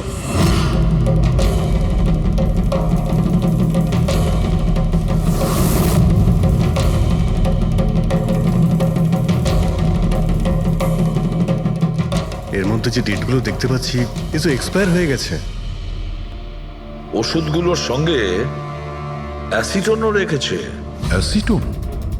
স্যার এই কেমিক্যাল দিয়ে তো ওরা ওষুধের ওপর পুরনো এক্সপায়ারি ডেট উঠিয়ে দিয়ে নতুন ডেট দিতে পারে, আর সেটা ওরা বাজারে ছাড়তে পারে বিক্রির জন্য। কয়েকটা টাকার জন্য মানুষের জীবন নিয়ে এত বড় খেলা খেলছে। এটার খোঁজ নিতেই মালিনী ওখানে গিয়েছিল।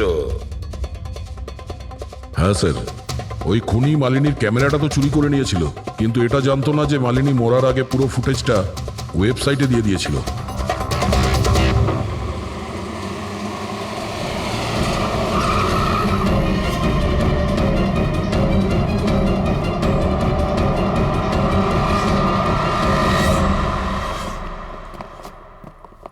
স্যার, আপনারা কাকে খুঁজছেন? আমরা সিআইডি থেকে। স্যার এ তো আমাদের কোম্পানির ডিব্বা। ওটা তো আমরাও দেখতে পাচ্ছি, কিন্তু কি চলছে এই গোডাউনে? পুরনো ওষুধকে নতুন বানানোর ধান্দা চলছে, হ্যাঁ? না স্যার, আমাদের এখানে কোনো বেআইনি কাজ হয় না। বরং আমি এটা বুঝতে পারছি না যে এই জায়গাটা কোথায়। আচ্ছা, এটা তোমাদের গোডাউন নয়? স্যার, এটা তো আমাদের কোম্পানির গোডাউন নয়। ইনফ্যাক্ট আমাদের কোম্পানির গোডাউন এই বিল্ডিং এর নিচেই আছে। আপনারা চাইলে চেক করতে পারেন। নিশ্চয় স্যার, আমাদের কোম্পানির নাম ভাঙিয়ে কেউ বেআইনি কাজ করছে। কিন্তু আপনাদের কোম্পানিতে যে পুরনো ওষুধ, ওগুলো কি করেন আপনারা? স্যার, একটা কোম্পানিকে আমরা কন্ট্রাক্ট দিয়েছি আমাদের কোম্পানির সব পুরনো মেডিসিনগুলোকে ডিস্ট্রয় করার জন্য। আমাদের কাছে রেকর্ডও আছে, আপনি চাইলে দেখতে পারেন। এক মিনিট।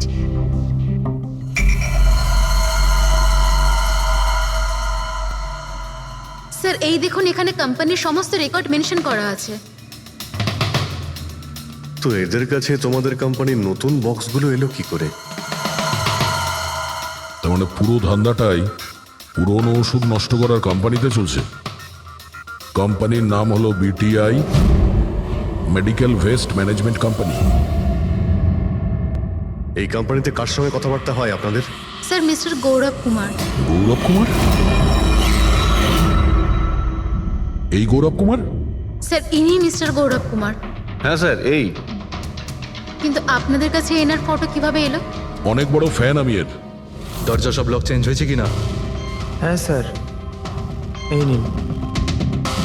তাড়াতাড়ি সবাই কাজ করো, অনেক কাজ পেন্ডিং রয়েছে। গো। কি ব্যাপার গৌরব, খুব রেগে আছো মনে হচ্ছে? স্যার, আপনারা এখানে আমাকে ডাকতে পারতেন। ভাবলাম বারবার তোমায় কেন কষ্ট দেব, আমরাই চলে আসি। স্যার, এবারে আপনাদের কফি না খাইয়ে ছাড়ছি না। আচ্ছা, কখনো জেলের কফি খেয়েছো? জেলের কফি? হ্যাঁ, অভ্যেস করে নাও, কারণ বাকি জীবনটা তোমার ওখানেই কাটতে চলেছে। স্যার, আপনারা এখনো আমাকে সন্দেহ করেন? সন্দেহ করবো না তো কি করব, হ্যাঁ? ফিগল্যাক্সি কোম্পানির পুরনো ওষুধগুলোকে নতুন করার ব্যবসা করছো তুমি। আপনি কি বলছেন স্যার? তোমার কোম্পানির গোডাউন দেখতে হবে আমাকে, চলো দেখাও। স্যার, আমার কোম্পানির গোডাউনের চাবি হারিয়ে গেছিল। এই দেখুন, এই মাত্র ডুপ্লিকেট বানিয়ে আনলাম। আপনারা চাইলে আমার স্টাফেদের জিজ্ঞেস করুন। চাবি হারিয়ে গেছে? হ্যাঁ স্যার।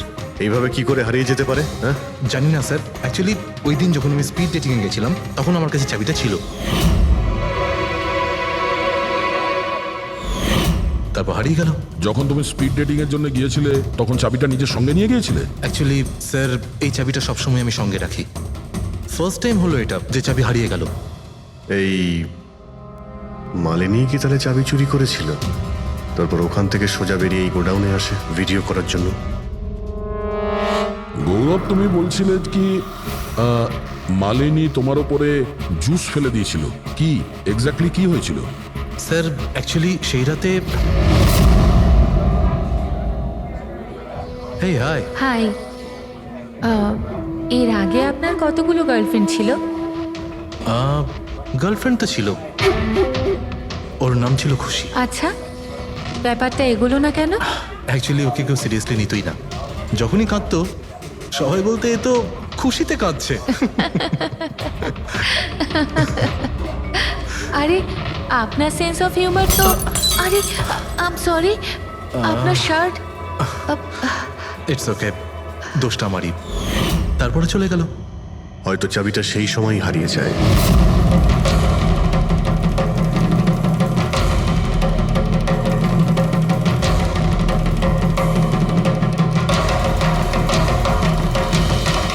মালিনী চাবি চুরি করেছিল? হ্যাঁ, এখানে এসে তোমার বিরুদ্ধেও প্রমাণ জোগাড় করেছিল, সেই জন্য তুমি ওকে মেরে দিয়েছো। স্যার, এসব মিথ্যে। স্যার, ওই দিন রেস্টুরেন্টের পর ওর সঙ্গে দেখাই হয়নি। চলো এই গোডাউনটা দেখাও যার চাবিটা হারিয়ে গেছিল। এখন তো নতুন চাবি এসে গেছে না? চলো।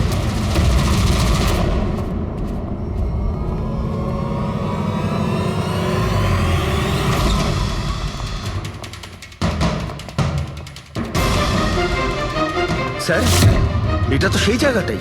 যার ফুটেজ মালিনী শুট করেছিল।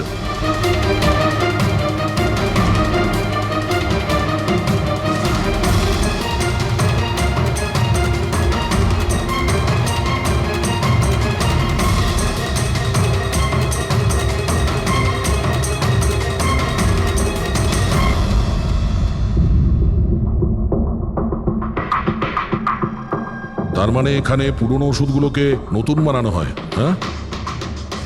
বাহ, মিস্টার গৌরব, এইভাবে পুরনো ওষুধগুলোকে নষ্ট করছিলেন আপনি, হ্যাঁ?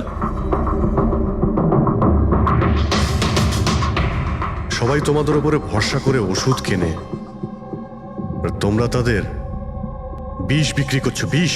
স্যার আমার কথা বিশ্বাস করুন, না আমি এরকম কোনো ওষুধের ব্যবসা করেছি, আর না আমি মালিনীকে খুন করেছি। মিথ্যে কথা বলছো তুমি। ওই রাতে রেস্টুরেন্ট থেকে তোমার কার্ড চুরি করে মালিনী এখানে আসে।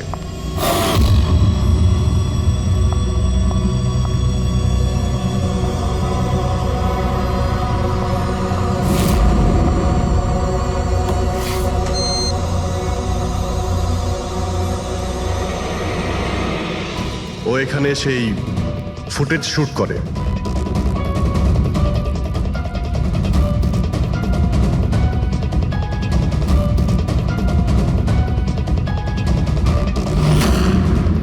তারপরও কোনো কফি শপে যায় ইন্টারনেটের জন্য, যাতে ও ফটো আপলোড করতে পারে। এক্সকিউজ মি, ওয়াইফাই এর পাসওয়ার্ড? ঠিক আছে, থ্যাংক ইউ।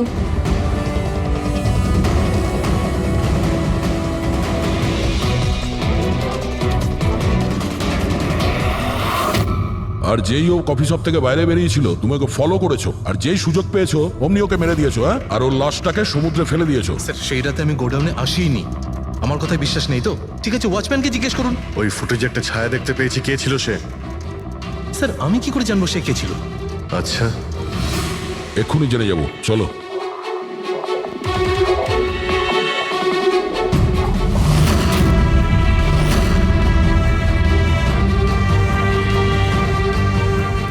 একটা কথা বলো, এই তোমাদের মালিক এর পরশু রাতে এখানে এসেছিল? তোমাদের মালিক এর পরশু রাতে এখানে এসেছিল? না স্যার, এই সাহেব তো আসেননি সেদিন রাতে। আচ্ছা, এই মহিলা এ এসেছিল?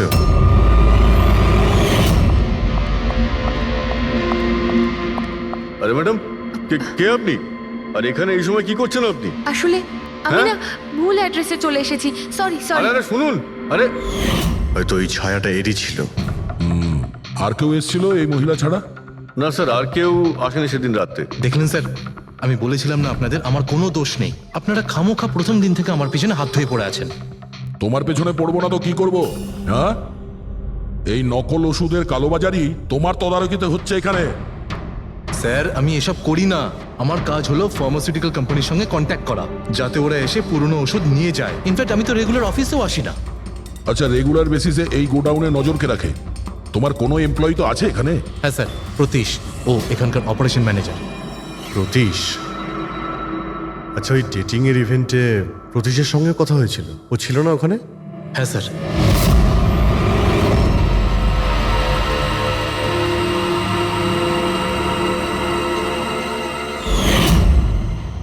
আচ্ছা, এরকম নয় তো যে ওই প্রতীশ মালিনীকে দেখে নিয়েছে চাবি চুরি করতে আর ওকে ফলো করেছে? এই প্রতীশের সঙ্গে একটু দেখা করতে হবে।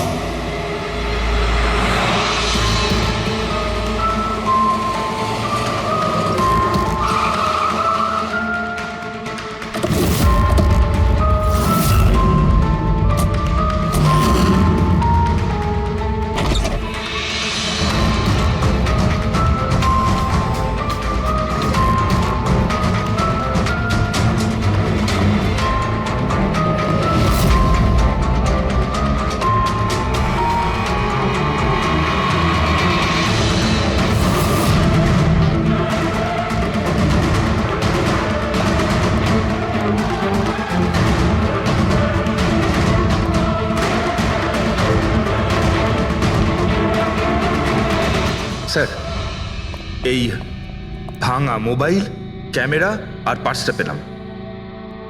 স্যার, স্যার ওখান থেকে পালাচ্ছে।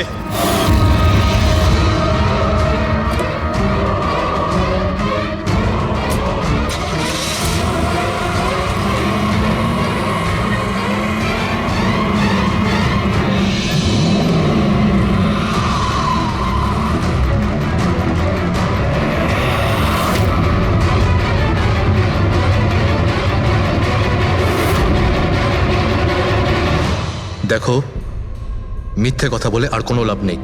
সিআইডি সবকিছু জানতে পেরে গেছে। স্যার, ভুল করে ফেলেছি আমি। মালিনী সিবিটি হসপিটালে কাজ করত। ওষুধ রিয়াক্ট করা বন্ধ করে দিয়েছে তখন দেখি কিছু পেশেন্টস মারাও যায়। তারপর ওর মাথায় জেদ চাপলো যে ও জেনেই ছাড়বে যে ওষুধ কাজ কেন করছে না, এর পেছনে কে আছে। মালিনী সন্দেহ হয়েছিল তোমার ওপরে আর তোমার কোম্পানির ওপরে, সেই কারণে ও গোয়েন্দাগিরি করতে ওখানে চলো স্পিড ডেটিং এ পৌঁছেছিল, যেখানে তুমি আর এই গৌরব যাচ্ছিল। হ্যাঁ স্যার, কিন্তু আমি কি করতাম? আমি বাধ্য ছিলাম স্যার, অসহায় ছিলাম। আমার একটা অন্যায় লুকোনোর জন্য আমি আর একটা অন্যায় করলাম। মেরে ফেলেছি মালিনীকে, আমি মেরে দিয়েছি ওকে আমি।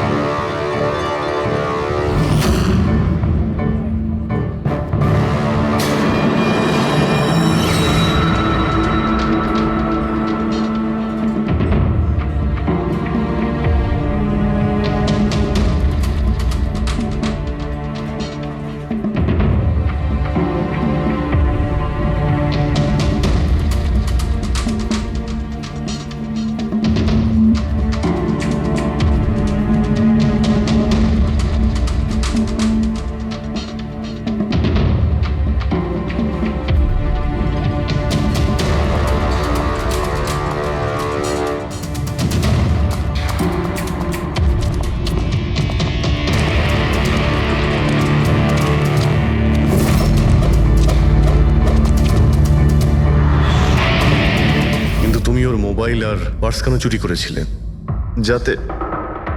যাতে আপনারা মনে করেন স্যার লুটপাটের চক্করে চুরি হয়ে গেছে। লুটপাট? কিন্তু ওর দামি ঘড়ি আর ডায়মন্ড রিং বের করতে ভুলে গিয়েছিলে।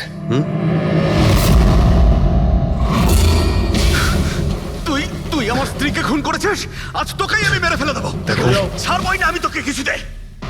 ওকে শাস্তি আইন দেবে, ও অবশ্যই মারা যাবে, কিন্তু তোমার হাতে নয়, ফাঁসির দড়িতে ঝুলে।